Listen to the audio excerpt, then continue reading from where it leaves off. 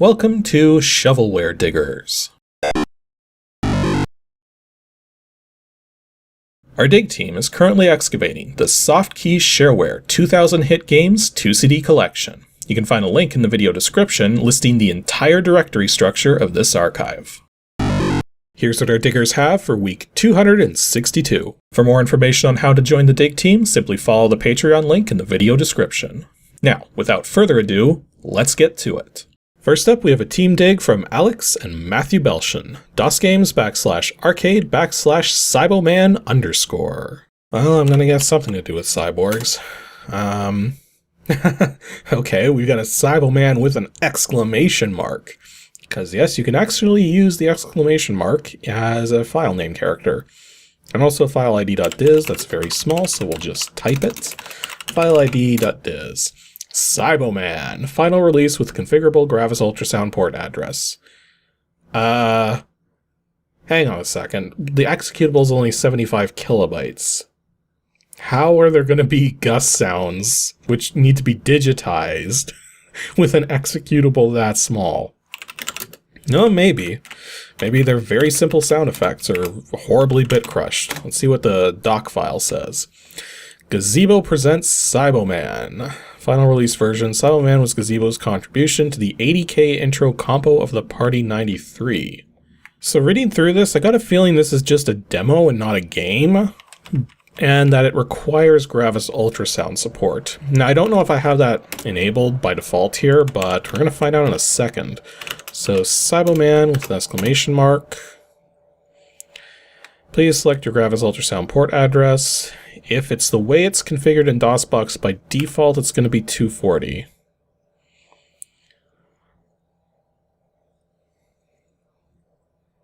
Well, we got a screen. And we got scrolling monkeys with a sort of inversion filter going on. And then... okay, so yeah, we're not hearing any music here. I guess I could try restarting DOSBox, see if I can get the music going. Okay, I've got gust sound enabled now, so let's see if this works. Port 240 is number 4. There we go.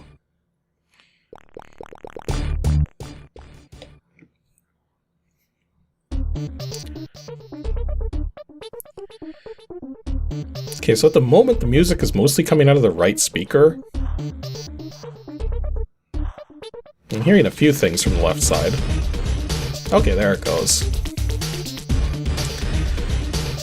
So, yeah, this is definitely an intro and not a game of any kind. Okay, now we got an interesting effect here with that same globe rotating from the inside, with the gazebo name changing fonts constantly. Now I've got a weird interlace effect going on here. It's actually kind of a very trippy effect going on. Notice that the music actually gets lagged out for a second every time there's a change in the scene. Well, we got another rotational effect going on here. Like, I'm not sure exactly how many...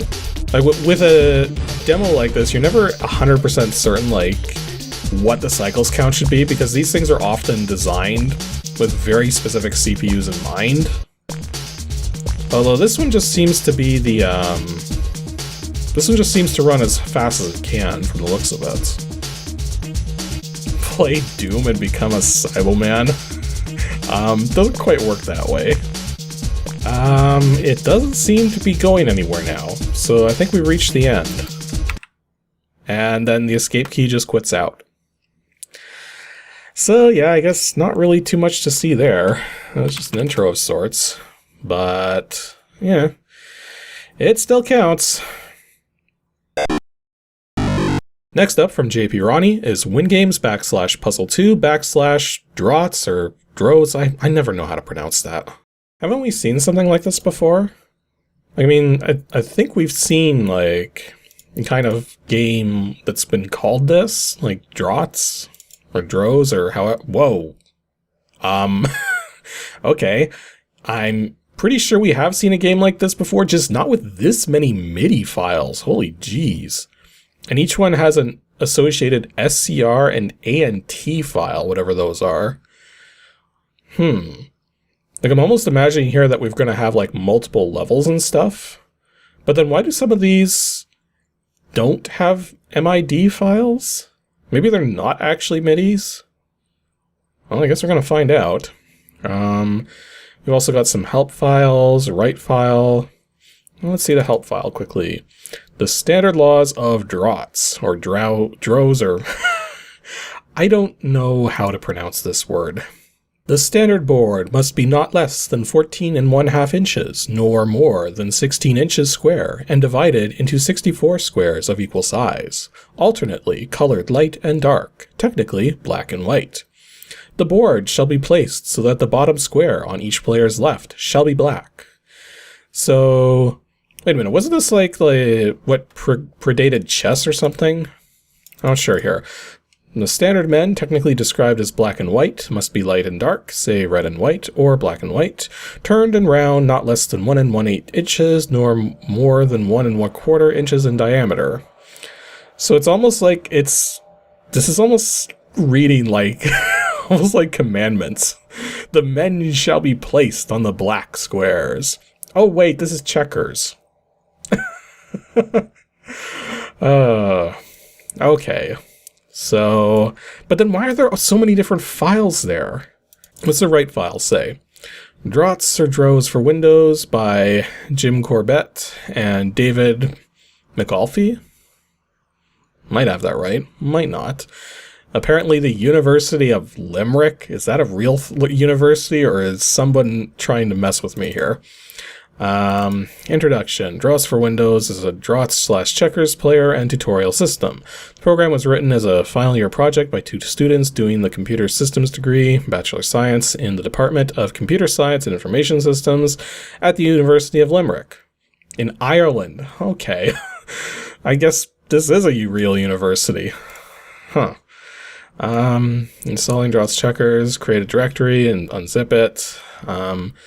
So given the fact that this was a computer sci, a comp sci project, I'm going to guess it probably isn't shareware, but like, is there anything in here about that is the question. No, like it's held under copyright, but it looks like it's freeware. So it'll be interesting to see how well this works. So let's get into it.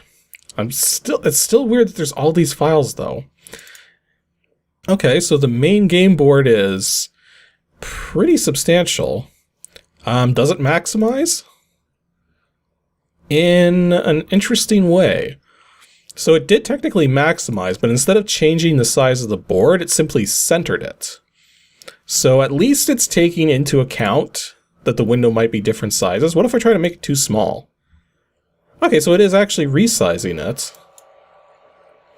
Okay, I see what's going on here. So there's specific sizes that it wants to resize to. And if it's bigger or smaller than the intended size, it simply centers it. Okay, that makes sense. So for options, we've got fast animation and slow animation. It's set to 15 slow animations, so that might be frames per second. We can blindfold black or blindfold white. That doesn't seem like it would go so well. We can change the board color, so we can have a red board, or we can have a green board, or we can have a fancy marble board. Choose a skill level. It's set to intermediate by default. There's a tutor, an about screen. About screen is, oh, it even says right on here freeware. Okay. So this tutor thing actually brings up a whole different menu here for actually going through learning like the board. And it looks like it even allows you to set the board up however you want to. That's kind of interesting. So this is what all these files were. Yeah, I had a funny feeling these MID files were not actually MIDIs. So yeah, so apparently what we have here are different setups for the game that are supposed to be like tutorials. Like if we pick must select file from list box. But I did. Select maintain game from the controls menu. Okay. So yeah, there's like this whole tutorial system here. Like when I loaded the file there, it put this particular setup in place. So I guess the idea is to teach you like what to do in certain situations and stuff. Anyways, let's exit the tutor there. Oh, we can even set up the board in the main game, so we don't have to use the tutorial thing to do that. Okay. And so we can set between 1 and 2 players or autoplay, so 0 players. We'll do 1 player. Oh, and that put in new options. So it looks like I'll be playing white. Computer can start or the player can start. So new game. I thought the computer was supposed to... Oh, new game actually just resets the options. Okay, 1 player, start. Okay, so now we're actually going somewhere. So I can move like that. And then I can go like this. And now what? Let's do this. Okay, so if I'm remembering, because he's created a situation where I can jump, I have to jump. So... Although that's created the same situation here. So at the moment we just seem to be trading pieces, so that doesn't help. So he created a situation here where he has to take 2 jumps. Where I had to take a jump and then he took 2 jumps, but that balanced itself out anyway, so we're still even in number of pieces. Okay, I think I might see an opening here to try and get some good moves going here. So...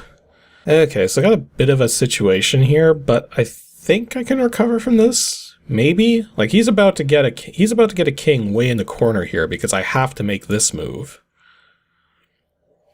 But this creates a situation where what I can do is put this piece here. He's going to have to take 1, and then I can move this piece like this, and that protects that one. And also technically protects this one, at least for the moment. But he's going to start making his moves, and that could potentially pose a problem. So, I'm going to move this one like that. Yeah, he wants to get up in here so that he can start taking my pieces. See, this is kind of not a good situation to be in, because he's eventually going to start trying to take pieces. Do I have enough moves to get this up here? 1, 2, 3. 1... 2. Like that could work.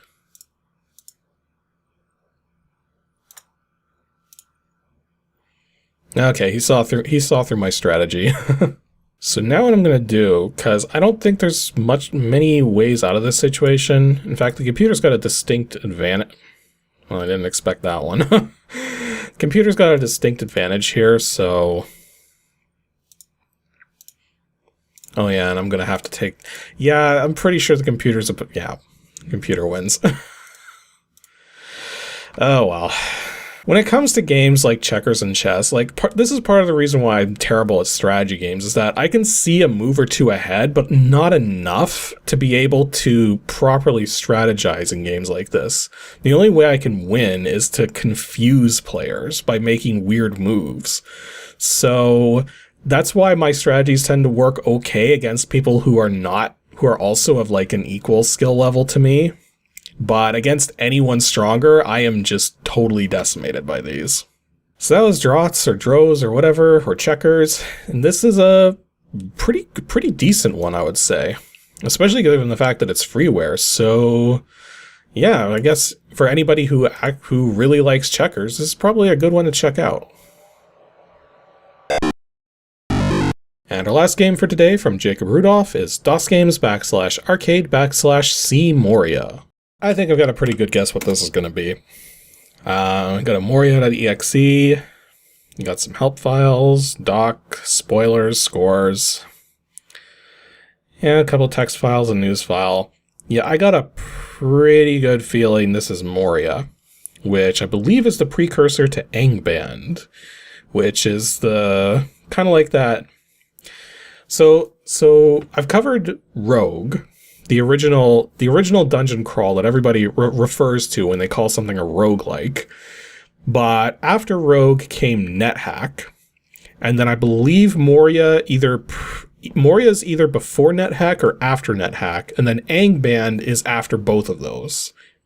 So one of these days I'm going to have to get around to those more advanced dungeon crawls on ADG, but finding the information on the actual original releases of those is kind of tricky. Like, good information, I mean. But for the moment, let's see what we got here. So I think the documentation we want to look at is probably Moria 1.txt, maybe? Moria 1.txt. Dungeons of Moria by Robert Allen Coenque and James Wilson. So Moria may be copied and modified freely, but may not be sold or marketed in any form. So yeah, it's always been freeware. Written in September of 1990. So introduction. The game of Moria is a single-player dungeon simulation. The player may choose from a number of races and classes when creating a character, and then run that character over a period of days, weeks, even months, attempting to win the game by defeating the Balrog, which lurks in the deeper levels. So yeah, there's some heavy Tolkien inspiration going on here. You know, Lord of the Rings, stuff like that. So, a player will begin his adventure on the town level, where he may acquire supplies, weapons, armor, and magical devices by bartering with various shop owners. After preparing for his adventure, the player can descend into the dungeons of Moria, where fantastic adventures await his coming. Before beginning your first adventure, you should read this document carefully. Yeah, we're just going to skim through it. So yeah, because things like NetHack and Angband are so similar to this, and I have experience with those, I got a feeling this is going to play very much like I expected to. There's just going to be one little difference, and that's the fact that everything's going to be text characters as opposed to graphical elements. Like that was one of the things that was nice about Angband, was that it got this sort of graphical character set in place of the text characters. It made it a lot easier to tell what you were up against. Okay, so let's actually just dive right into it. Moria. So reading configuration, can't open score file, deprompt games Moria scores. Well, we know where this originally came from. I wonder if I can actually delete it. Well, I'm not going to delete it, but if I rename it to something else, maybe it'll just create a brand new one. So let's try that. So rename moria.cnf to moria.cn_, and let's try running it. Can't find configuration file. That's fine with me. I just want it to boot up. So yeah, look at the copyright there. It says original copyright from 1985. So yeah, I think Moria was what came after Rogue, and then NetHack came after Moria, and then Angband came after NetHack. I think that's how it worked. I might be wrong.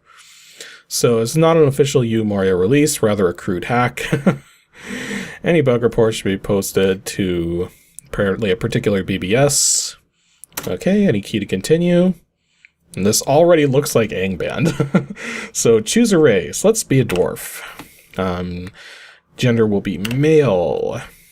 Okay, so it's giving us our character stats. So just basic rolling here. Strength 17, not bad for a dwarf. Ooh, we got strength 18 there. Wisdom 17 as well. Constitution 15. I don't like that dex score, but then dwarves aren't exactly known to be fast.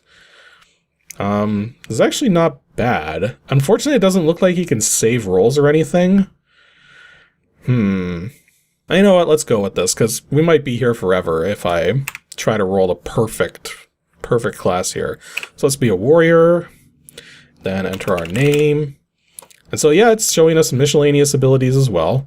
And this is part of the reason why I chose Dwarf, is because I know from playing Angband that dwarves have infravision, which is really handy in the early parts of this game.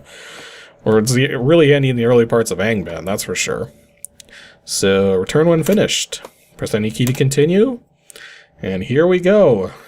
Yeah, this look. Whoa, strength 18/70? Holy jeez, my class selection really pumped that up. Okay, So is it Shift C for character stats? It is indeed. And then what's our inventory look like? We're carrying 30.2 pounds. We've got 5 rations of food, soft leather armor, cloak, dagger, and 5 wooden torches. And apparently the dagger is named Stiletto, or that's just the kind of dagger. I don't know. Okay, so let's do wear B, wear B again, so that we're wearing our cloak and our armor, and then, wrong one, and then wield our dagger. So now what's our character stats look like? So total AC is 5. Okay, it doesn't actually show attack details on here. Well, that's fine. So I'm guessing move around with the... Whoop. Okay, that didn't work. Do I have to turn numlock off? Ooh. Okay, I can't use the numeric keypad to move. I can't use the arrow keys either. What the heck? Take a look at those directional controls. Yeah, this was clearly made to work on a very different keyboard, because that's not gonna work in the slightest. Those keys aren't even all on the... Holy jeez. Yeah, that's gonna be fairly impossible to play with. Now, I do recall seeing something in the documentation about different controls. Oh, whoops, that killed the actual character. Because yeah, if we use -R as our command line, then we can use the roguelike command set, which might work better. Nope, arrow keys and numeric keypads still don't move my character. You have to use these very weird keys to move. Oh, that's not gonna go well. Okay, the only trick is I've got something following me here. Question is, what is it? Can I actually look at things? How do I look at things? X to examine surroundings. So if I push X, look which direction, I believe it was H, you see a blubbering idiot, which the recall says no known battles of death recall, lives in town and moves a bit erratically at normal speed, nothing known about its attack because it hasn't hit me yet. So oh yeah, I need to wield my weapons and stuff. So where wield the dagger, because I'm going to need to attack with it very shortly here. So hit the blubbering idiot, slain the blubbering idiot. Good. Okay, so let's see if we can actually get inside one of these stores here. It's a little tricky with these controls, but... Okay, so we found a magic store, which has some wands and some rings, but I can't really afford any of it. So let's exit from the building. Okay, here we go. Weapons. Not really a great selection of weapons going on. And the only thing I could afford that's better than what I've got would be a not a broadsword, but a small sword. And 1d6 instead of 1d4, so purchase B. They're asking 113, let's try 80. Take no less than 96. Okay, how about 85? No less than 93, how about 90? No, I'm sticking with 90. Okay, he took 90. Okay, so let's actually wield that small sword. Okay, let's actually just try going down into the dungeon now. Because I got food, I've got a torch. I got 5 torches. It's just these controls are so bad. These controls. Why are these controls like this? Like, the arrow keys don't even work. Why are you not letting me use the arrow keys? Okay, so we entered a maze of down staircases, and I actually need to put on wield the torch so that I can see where I'm going. And apparently we've got a floating eye here, which we have slain. There's something to my side here. See, nothing of interest, but I can't move there. Huh. Okay, let's try going the other way. Ooh, there's running. So if you hold shift and press a direction, you'll actually run in that direction until you're interrupted. So it's a kobold. kobold's attacking me. That's fine, I killed it. And then we pass through a door. And what's that W? So if we examine the W... Well, there it goes. A white worm mass. Yeah, we definitely want to kill that before it has a chance to multiply. If it's anything like worm masses in Angband. So far, not seeing too much in this dungeon.